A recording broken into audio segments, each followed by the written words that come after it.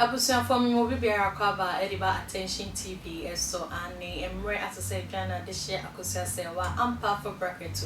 media attention trading issue dwumede na eba abesomo abusuafo ben na kakra ni hu se yankasa ye maami evangelist mama party se edua Agradaa na nim se friend no na Agradaa no odin sembi ebetu ja about oni Reverend Owusu Bempah and sensemia now on the 23rd of August in 2023 year now the video be ebeto mountain to say a Sonia reho video be say a year Reverend Owusu Bempah akwakowu ewo UK United Kingdom ama edi Sonia reho just o social media nya senketo etwa joye pa we Emma Reverend Owusu Bempah ne maame madam Mafia Pokia edi ayam hwehwe obatan abra wo hu say ne ba yede video be call viral na se video be call social media say ne bana kwa wo UK no obatan VP kosoro ne yam hwehwe no ensensen bebre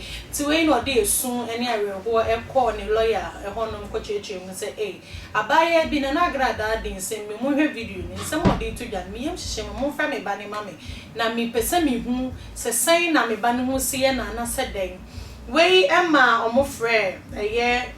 Reverend Owusu Bempah no say me ti ase pa me hu ye me ti ase nyankopon adomara kwenti moja di me mu afrisani ye pa afi se me bibia ni ho de nyame asen de nyame ye no obi antumi ensei no and de nyame ahwra no obi antumi ensei ni intimate ase pa me hu ye we ma madam Mafia Pokia aye Reverend Owusu Bempah ma me se da bi me ti ase da esen se hu titi na ra Patricia edi makoma ni mabusuafo nyina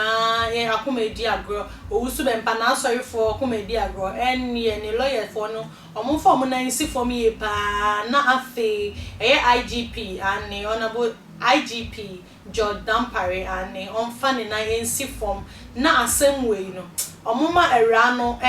like emrani